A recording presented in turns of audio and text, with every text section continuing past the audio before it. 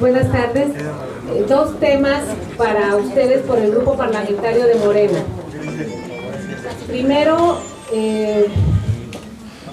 estamos indignados, molestos por el asesinato de la periodista Anabel Flores de Veracruz. En la comisión permanente, el Grupo Parlamentario de Morena puso un punto de acuerdo de urgente y obvia resolución para pedirle a la Secretaría de Gobernación que tomara la seguridad de Veracruz en sus manos, que no había las condiciones en el estado de Veracruz para que el mando único o la policía estatal estuviera resguardando la seguridad de los veracruzanos.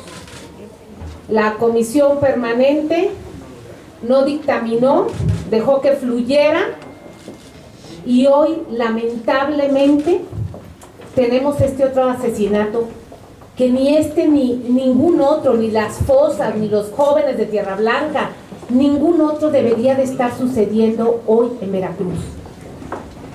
Nuevamente el Grupo Parlamentario de Morena va a volver a insistir para que la Secretaría de Gobernación tome el control de la seguridad del estado de Veracruz. Esto no puede estar pasando. Está Veracruz convertido en un infierno para el trabajo periodístico. Van 19 periodistas asesinados durante el mandato del gobernador Duarte. ¿De qué se trata?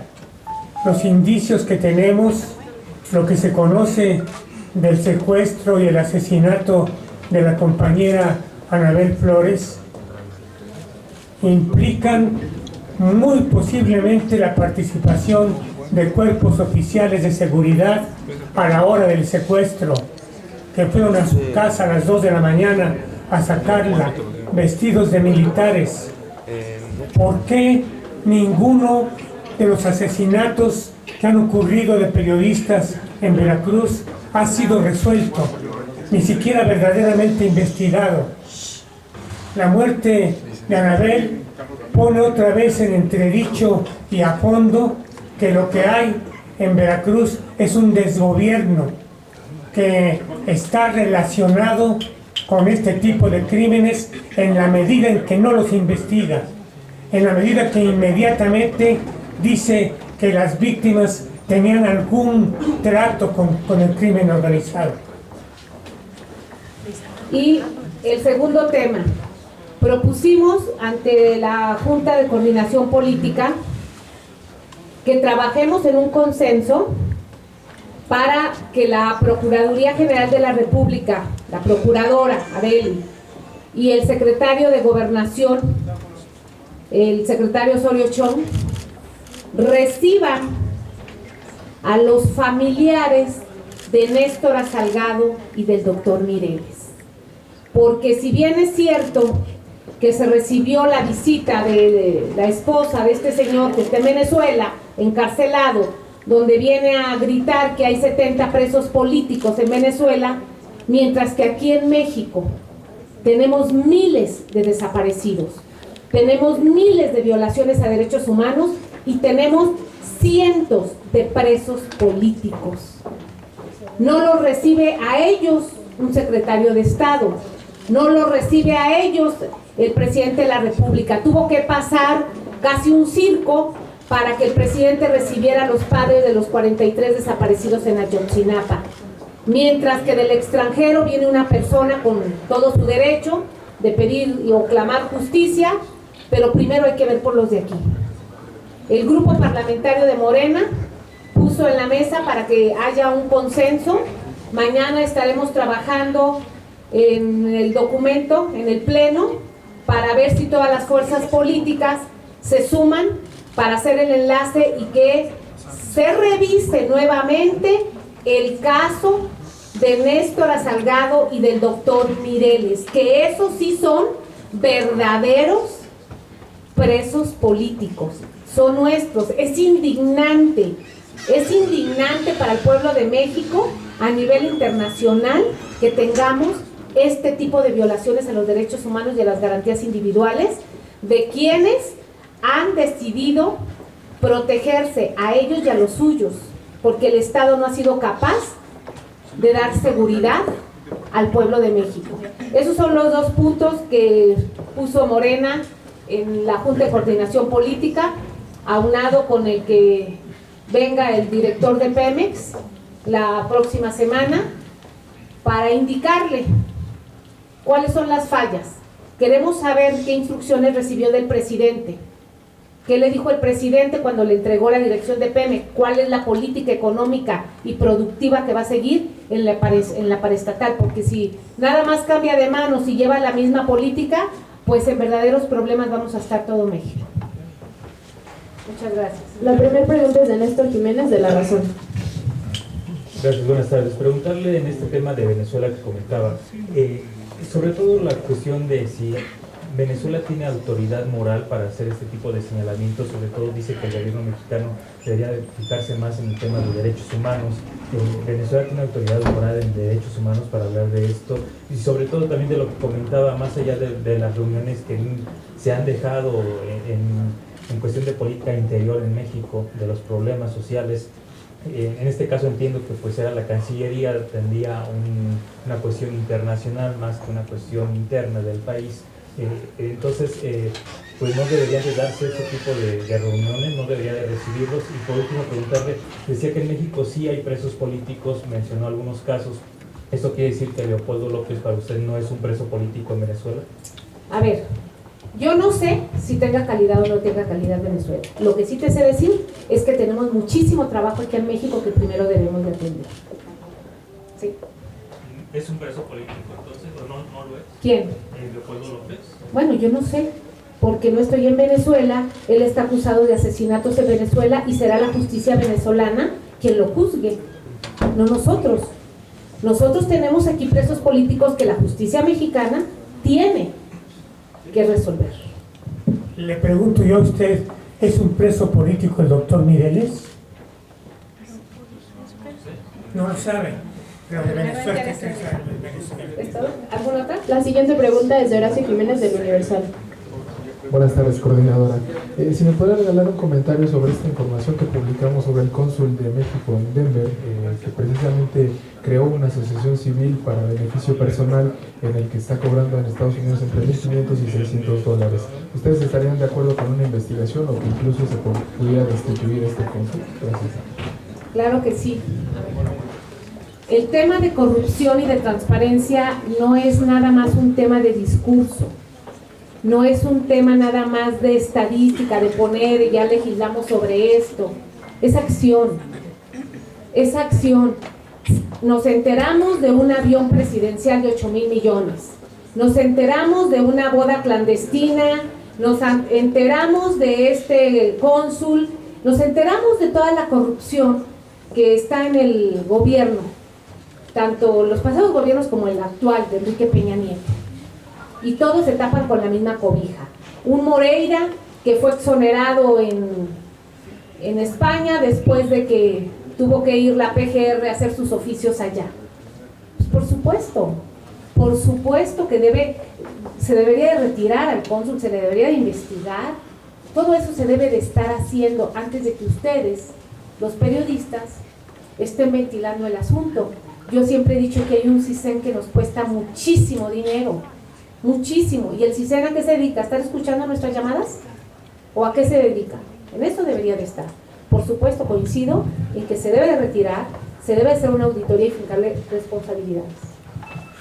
La siguiente pregunta es de Margarita Nicolás, de Cadena Raza. Sí, diputada, yo te pregunto en torno a la periodista asesinada. El gobierno federal y los gobiernos estatales se lavan las manos diciendo pues que estaba vinculada a algún grupo delincuencial y eso es suficiente para que no se haga nada y sigan en impunidad. Sin embargo, nos damos cuenta que en Guerrero, en Tamaulipas, en Sinaloa, encuentran en todo el estado fosas clandestinas con diversos cadáveres. Esos no tienen nacionalidad, no tienen nombre, no tienen familia. ¿Qué se está esperando para que las autoridades en sus tres ámbitos de gobierno pues se pongan a trabajar y hagan algo, porque uno nomás ve pasar los nombres y los cadáveres y ¿qué? Nadie hace nada. Y las reuniones que hacen de gabinete de seguridad, de autoseguro, de seguro, comunidad seguro, ¿dónde están los resultados? Si se ponen a trabajar, ¿cómo no? Para ocultar las cosas, para esconderlas y para buscar pretextos y falsificaciones de los hechos que justifiquen los crímenes que se cometen. Las autoridades están muy activas en eso. No hay nada que investiguen de todo eso que usted menciona a fondo. No van a investigar el crimen de Anabel. Ya está declarada muerta. Me parece que no tenemos autoridades trabajando por la sociedad, sino por los criminales.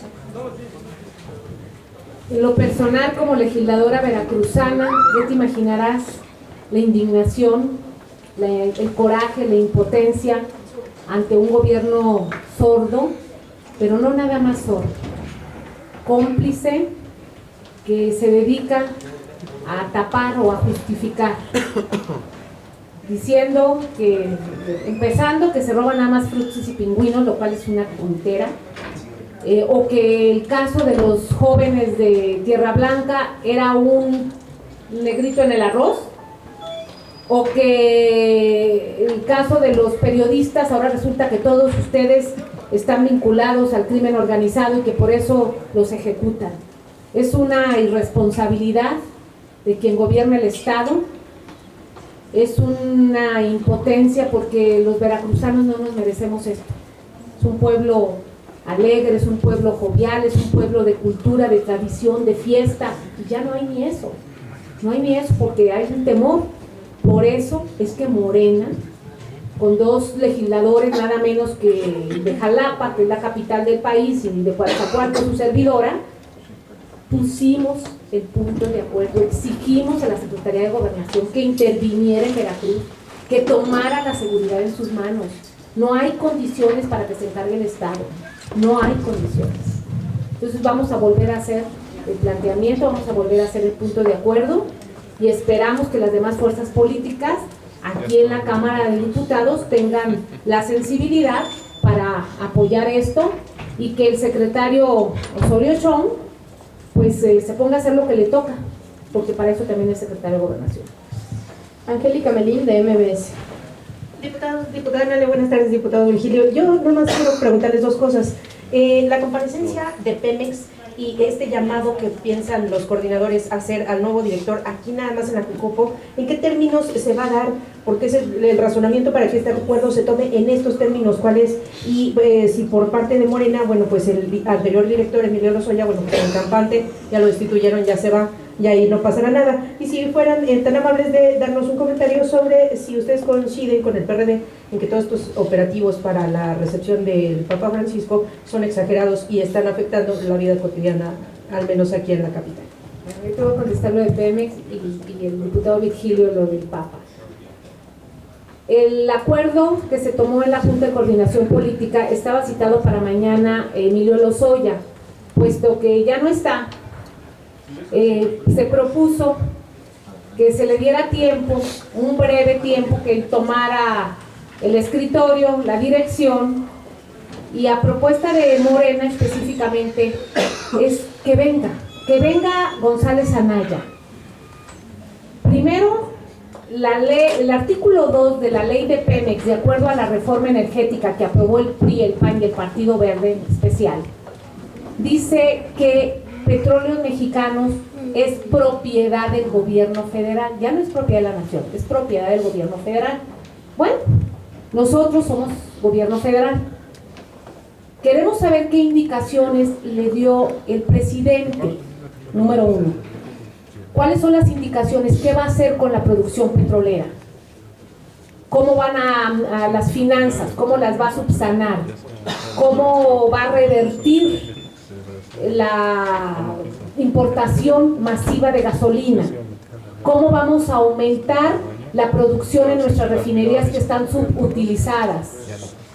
¿Cómo va a aumentar la producción de petroquímicos en nuestros complejos petroquímicos que están abandonados?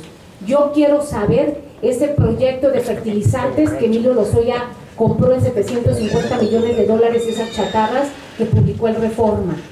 ¿Qué van a hacer? ¿Cuál fue el proyecto que dejaron? Eso. Pero por otro lado, como el González Anaya no sabe de Pemex, él no sabe. ¿Qué sabe? Pues algo de finanzas. Él estuvo de subsecretario en Hacienda y pues debe de saber las finanzas, debe de saber el dividendo que tiene que entregar Pemex, pero es lo que sabe. Y habemos los técnicos y profesionistas que sí sabemos, pues hay que ayudarle, hay que decirle qué hay que hacer, hay que abonar. Para eso fue el sentido. A ver, Morena le dice, ven porque te vamos a dar una lista, te vamos a dar una lista de consejos técnicos, productivos, económicos, para pues, ayudar a la empresa. En ese sentido es que primero viene a la Jucopo. Posteriormente se plantea que ya venga una plática más extensa con comisiones de energía, de Hacienda, que sea una mesa de trabajo donde vayamos abonando a esto. Yo espero que sea para la próxima semana, que esté aquí el nuevo director. Y referente a Emilio Lozoya, ya estuvo bueno que en este país vienen y hacen en las instituciones lo que les da su gana y se van y no pasa nada. Por una corrupción, por una impunidad, por un compadrazgo. Emilio Lozoya recibió Pemex con cuentas, con números y la deja destrozada. Emitieron cifras escandalosas de bonos, más de 5,000 millones de dólares en bonos, que no sabemos dónde están. La reducción de refinados, el aumento de la importación de gasolinas, el declive de la producción petrolera. Emilio Lozoya perdió campos y pozos que tenía Pemex, lo cedió para la ronda 1, pero lo más grave de todo es el profundo desprecio que mostró al trabajador petrolero. Antes de irse nos avisó que va a ser una reducción de más de 10,500 plazas de un personal que le costó al país más de 20 años capacitarlo. Cualquier petrolera en el mundo, lo primero que retiene son sus recursos humanos. Se puede deshacer de activos, pero lo último que hace es deshacerse de recursos humanos altamente capacitados. Tenemos una torre de Pemex llena de burócratas. Emilio Lozoya metió 5,000 burócratas y quiere sacar más de 10,000 o 15,000 trabajadores productivos. No se puede ir así, Emilio Lozoya, tiene que dar cuentas. El grupo parlamentario de Morena va a meter una solicitud de juicio político, porque ya es hora de que los servidores públicos no estén arropados por el compadrazgo, el amiguismo del presidente, sino que sean funcionarios públicos que vengan y den cuenta de lo que se les dio para bien administrar. Tenemos muchísimas evidencias de adquisiciones, de tráfico de influencias, de entrega de contratos, de muchísimas evidencias de corrupción. Y yo creo que hay suficientes elementos para que el maestro Lozoya pues rinda cuentas a la nación. Se aprovechan los políticos mexicanos, tanto los del gobierno federal como de los estados y de los municipios, de la visita papal, para mostrarse espléndidamente generosos y comprensivos con su tarea pacificadora. Y se aprovecha también la iglesia, se aprovechan los dos. La iglesia hace aparecer la visita del Papa como si se tratara de la llegada de una superestrella de Hollywood, que no tiene nada que ver con la modestia y la humildad y la piedad y la sinceridad con la que él acostumbra hablar. No tiene nada que ver con lo que él presume, los espectaculares colocados en todas las ciudades del país y hasta en el metro mismo, a donde no se va a subir desde luego el Papa. En el metro están los carteles anunciando su visita. ¿De qué piedad estamos hablando? ¿De qué humildad? Esto es un show, un escándalo aprovechado por las dos partes. Hay un papa, y lo digo aquí con todo respeto a las creencias de nuestros compatriotas mexicanos, un papa modesto y humilde y piadoso, que no ha levantado un dedo, sino al contrario, ya perdonó celestialmente, según dijo, a los pederastas curas de todo el mundo. No hay nada que investigar, mucho menos entregarlos a la justicia civil, mucho menos. Y tampoco ha metido un dedo en aquello que a Benedicto XVI estuvo a punto de causarle graves problemas hasta de su propia vida. El asunto de cómo se manejan los recursos de lavado de dinero en el Banco del Vaticano. Son dos asuntos de los que el Papa no dice nada. Esperemos que sea piadoso no solamente con los mexicanos a los que viene a proteger, sino que dé cuentas a los mexicanos que creen en él de lo que ocurre en el Vaticano. Ya nada más agregar, el Papa viene en avión comercial. Ojalá que aprenda de esto, presidente Peña Nieto. Todavía estamos esperando la respuesta para la visita guiada del megavión que se compró. Nada más un detalle, diputada Hernández, sobre el asunto del juicio político que usted nos comenta, interpondrá en contra de Emilio Lozoya. ¿Qué esperanzas de que pueda prosperar como no han prosperado el resto de las propuestas de juicio político cuando la instancia legislativa que debe atender este tema no se instaló desde la legislatura pasada? Sí, hoy fue un tema que se tocó en la Junta de Coordinación Política. La próxima semana vamos a tener ya una propuesta para integrar esta subcomisión, porque no nada más es el juicio político de Emilio Lozoya, sino hay varios que en esta legislatura ya se han solicitado y que la Secretaría General de Cámara los tiene ahí archivados esperando el momento. Ya se tocó hoy en la Junta. La próxima semana estaremos esperando la propuesta para conformar la subcomisión. Sin duda se va a formar la subcomisión. Una última pregunta de Almariana Guerrero de 1TV. Buenas tardes, diputada. Sobre este avión presidencial, justamente hoy se estrena en una gira que hace el presidente por Sonora.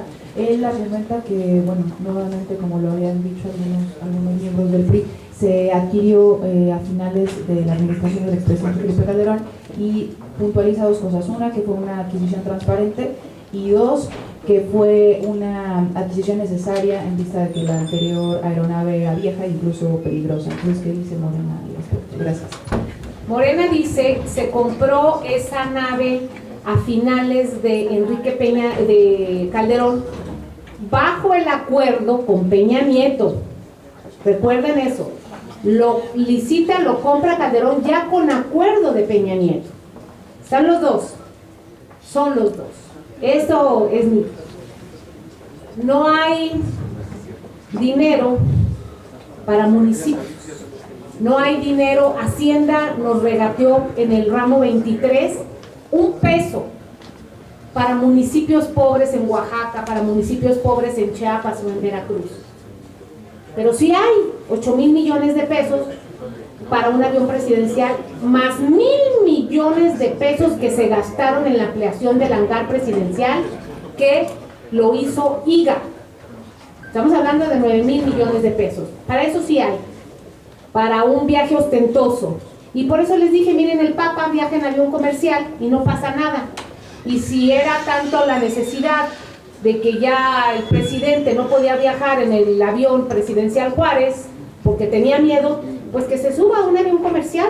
Nos estaríamos ahorrando muchísimo dinero y no estaría pasando nada.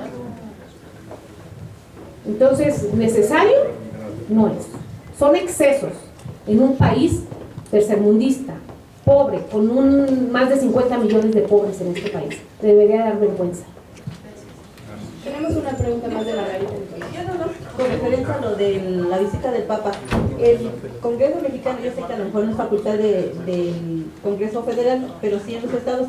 Por ejemplo, se ha invertido tanto dinero del erario de los estados, Michoacán, Chiapas, la delegación Gustavo Madero, que siempre dice que están en la pobreza, 6 millones de pesos en hacer reembolsamientos en las calles. ¿Qué es lo que tiene que hacer, en el caso, no sé si la asamblea, o llamarlos a cuenta? Porque eso es un dinero que no debería canalizarse a estas visitas.